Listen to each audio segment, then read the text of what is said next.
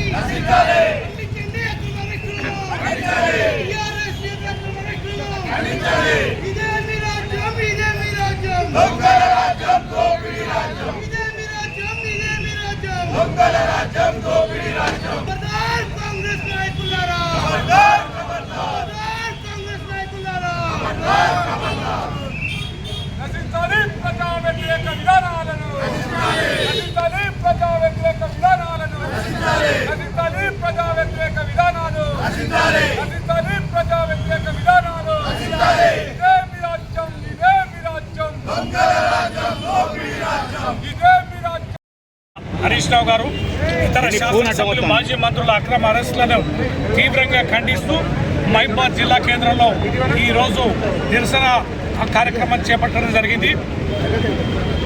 నిన్న జరిగిన ఘటన చాలా దురదృష్టకరం. ప్రజాస్వామ్య విలువలకి ఈ తెలంగాణ ప్రభుత్వం, రేవంత్ రెడ్డి ప్రభుత్వం తిలోదకాలు ఇచ్చిందనడానికి ఇంతకు మించిన నిదర్శనం మరొకటి లేదు. ఏం జరిగింది నిన్న హైదరాబాద్లో? అరికపూడి గాంధీ గారు కాంగ్రెస్ పార్టీ కండువ కప్పుకొని కాంగ్రెస్ పార్టీలో చేరాక ఆయనకు పబ్లిక్ అకౌంట్స్ కమిటీ చైర్మన్ ఇవ్వడం అనేది తీవ్రమైనటువంటి చర్య ప్రయత్నం. అది ఒక పార్టీ మారిన వ్యక్తిని ఇలా హైకోర్టు 4 వారాల్లో విషయం తేల్చమని చెప్తే ఏ రకంగా చేశారు? ఉల్టా అతనికే అకౌంట్స్ కమిటీ చైర్మన్ ఇవ్వడం తీవ్రంగా ఖండిస్తూ, ఆయనే ఎట్లా తీసుకుంటామంటే నేను పార్టీ మారలేదు, నేను బీఆర్ఎస్ పార్టీ నేత అన్నాడు. మరి బీఆర్ఎస్ పార్టీ నేత అయితే చలో తెలంగాణ భవన్కి రమ్మనమని మా కౌశిక్ రెడ్డి సవాల్ చేస్తే కౌశిక్ రెడ్డి గారిని బయటికి వెళ్లకుండా గృహ నిర్బంధం చేశారు. ఆయన గృహ నిర్బంధం చేయడమే కాకుండా గాంధీ గారిని పోలీసు ఎస్కార్ట్ ఇచ్చి ఈ యొక్క కౌశిక్ రెడ్డి గారి పైన దాడి చేయించడం, ఇంటిని విధ్వంసం చేయడం ప్రజాస్వామ్యవాదులందరూ కూడా తీవ్రంగా ఖండించాలి. ప్రజలారా గమనించండి, ఈ కాంగ్రెస్ ఎంత అహంకారపూరితంగా, ఎంత దౌర్జన్యపూరితంగా ప్రజాస్వామ్య విలువలకి తిలోదకాలిచ్చి ప్రతిపక్షాన్ని ఎలా కక్కల వికలం చేస్తుందో ప్రజాస్వామ్యవాదులందరూ కూడా దీన్ని తీవ్రంగా ఖండించాలని విజ్ఞప్తి చేస్తూ, నిన్న జరిగిన అక్రమ అరెస్టులని తీవ్రంగా ఖండిస్తూ పబ్లిక్ అకౌంట్స్ కమిటీ చైర్మన్గా అరికపూడి గాంధీ గారిని ఇవ్వడాన్ని అప్రజాస్వామ్యం అని తీవ్రంగా మేము హెచ్చరిస్తూ వెంటనే రాజీనామా చేయాలి, వెనక్కి తీసుకోవాలి. పార్టీ మారిన శాసనసభ్యులు తక్షణమే ప్రజాస్వామ్యం పైన ఏమాత్రం గౌరవం ఉన్నా రాజీనామా చేయాలని ఈ సందర్భంగా విజ్ఞప్తి చేస్తూ, పోలీసులు చేస్తున్న అక్రమ అరెస్టులను మహబూబాబాద్లో కూడా ఈరోజు తెల్లవారుజాముల విపరీతమైన అక్రమ అరెస్టులను చేస్తున్నారు. ఇలాంటి అక్రమ అరెస్టులను కూడా మేము తీవ్రంగా ఖండిస్తూ ఈ నిరసన కార్యక్రమాన్ని చేపట్టడం జరిగింది. రాబోయే రోజుల్లో ఇదే రీతిలో కొనసాగితే మా బీఆర్ఎస్ పార్టీ కార్యకర్తలు ఎక్కడైనా ఈ ప్రభుత్వాన్ని నిలువరించి ప్రజాస్వామ్య విలువల్ని కాపాడతారని సందర్భంగా మనగిస్తూ, సూర్యాపేట జిల్లా పాలకీడు మండలంలో బీఆర్ఎస్ పార్టీకి చెందిన 15 మంది నాయకులను పోలీసులు ముందస్తు అరెస్ట్ చేశారు.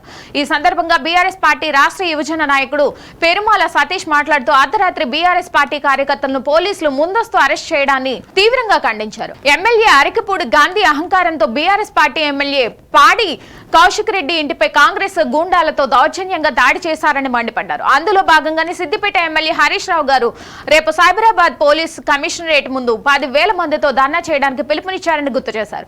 ఈ అరెస్టులతో బీఆర్ఎస్ పార్టీ కార్యకర్తలను భయపెట్టలేరన్నారు.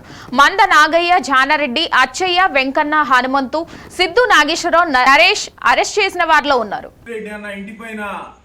గాంధీ గారు వాళ్ళ అనుచరులతోటి దాడి చేపించడం జరిగింది.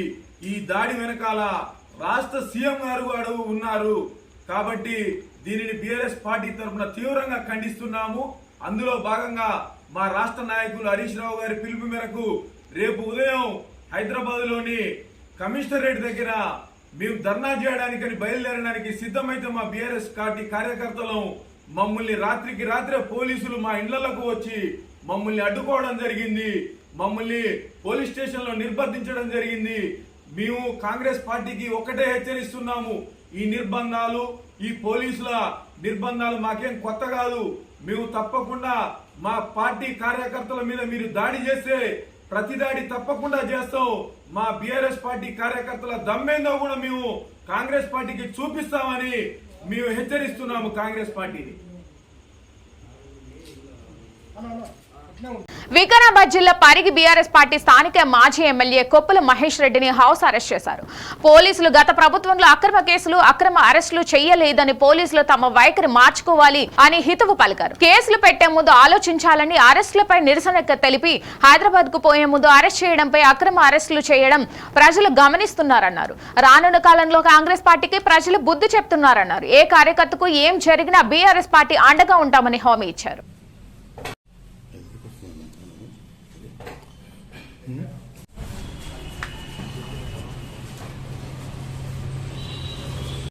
తీసుకో ఫస్ట్ కనీసం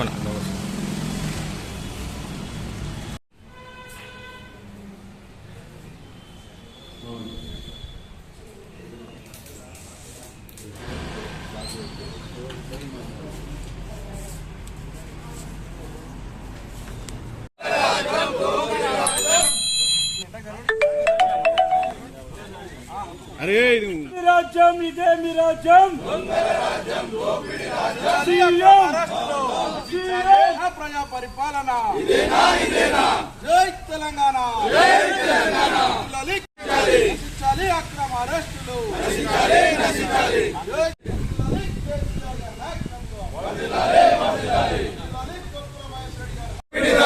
జై కేసీఆర్, జై కేసీఆర్,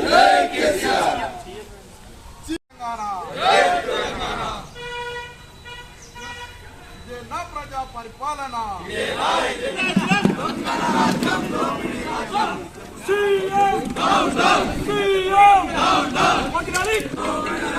కాంగ్రెస్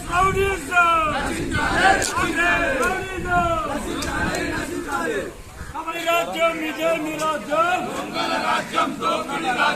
ఇదే మీ రాజ్యం, కాంగ్రెస్ గుండాలారా ఇదే మీ రాజ్యం, ఇదే మీ రాజ్యం. సిపిఎం అఖిల భారత కార్యదర్శి కామ్రేడ్ సీతారాం ఏచూరి మరణం తీరని లోటని కాకినాడ జిల్లా సిపిఎం నాయకులు దువ్వా శేషబాబ్జీ అన్నారు. సిపిఎం పెద్దాపురం మండల కమిటీ ఆధ్వర్యంలో యాసలపు సూర్యారావు భవనంలో సిపిఎం మండల కార్యదర్శి నీలపాల సూరిబాబు అధ్యక్షతన సీతారాం ఏచూరి సంస్మరణ సభ నిర్వహించారు. సభ ప్రారంభం ముందుగా ఏచూరి చిత్రపటానికి దువ్వా శేషబాబ్జీ, కరణం ప్రసాదరావు పూలమాలలు వేసి నివాళులర్పించారు. ఏచూరి విద్యార్థి దశలోనే కమ్యూనిస్టుగా మారి ప్రజా ఉద్యమాల వైపు అడుగుపెట్టారన్నారు. అత్యంత చిన్న వయసులో కేంద్ర కమిటీ సభ్యునిగా ఎన్నికయ్యారని, తర్వాత పోలీస్ బ్యూరోకు సిపిఎం అఖిల భారత కార్యదర్శి స్థాయికి ఎదిగారన్నారు. సీతారాం ఏచూరి ఆశయాలను ప్రతి ఒక్కరూ ముందుకు తీసుకువెళ్లాలని విజ్ఞప్తి చేశారు. ఈ కార్యక్రమంలో సిపిఎం సిఐటియు నాయకులు తదితరులు పాల్గొన్నారు.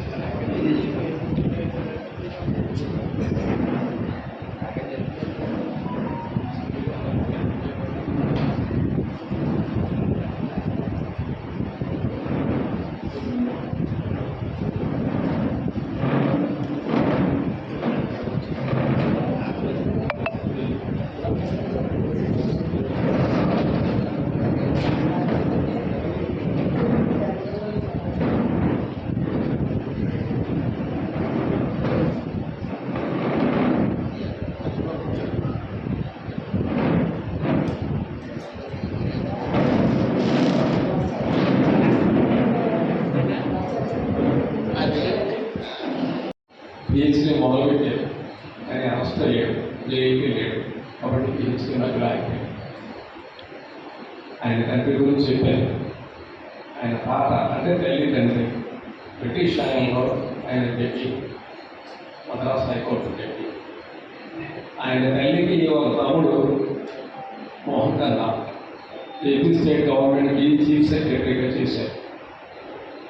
మరొక మేనమావ కన్నా అప్పారావు, ఆయన సీనియర్ ఐఏఎస్ అంటే వాళ్ళ క్యాబినెట్ సెక్రటరీస్ అంటారు, అంటే ఆల్ ఇండియా సర్వీస్లో చేస్తారు.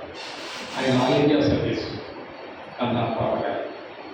ఈయన ఒక అన్నగారు ఆయన ఐఏఎస్ కాదు కానీ ఐఆర్ఎస్నో ఐఏఎస్నో అంటే ఆ స్థాయి మార్పులో చేస్తారు. ఆయన తెరసి వీళ్ళందరూ కూడా అంటే ఉన్నత స్థాయి మేధావులు. ఈ ఉన్నత స్థాయి మేధావుల్లోంచి ఈ కుటుంబంలోంచి తొలిసారిగా కమ్యూనిస్ట్తో వచ్చాడు. ఆయన రాసుకోండి, మా కుటుంబంలో వేరే ఫస్ట్ కమ్యూనిస్ట్ అని చెప్పి. ఆయన ఇల్లు కాకినాడలో యచూరి టవర్స్ అనే ఒక ఫోటో తీసి ఇవాళ పేపర్లో అక్కడ పెట్టేసి ఇది యచూరి గారి ఇల్లు అని చెప్పి రాసేసారు. అది ఆయన ఇల్లు. ఆయన విద్యార్థి ఉద్యమానికి పరిచయం చేసిన అమ్మాయిని ఆయన వివాహం చేసుకున్నారు. ఆమె పార్టీ కార్యకర్త. దురదృష్టం శాస్త్రం విడాకులు తీసుకున్నారు. ఇవి బులెటిన్లోని అప్డేట్స్. మరిన్ని అప్డేట్స్ కోసం చూస్తూనే ఉండండి India now, reflection of truth.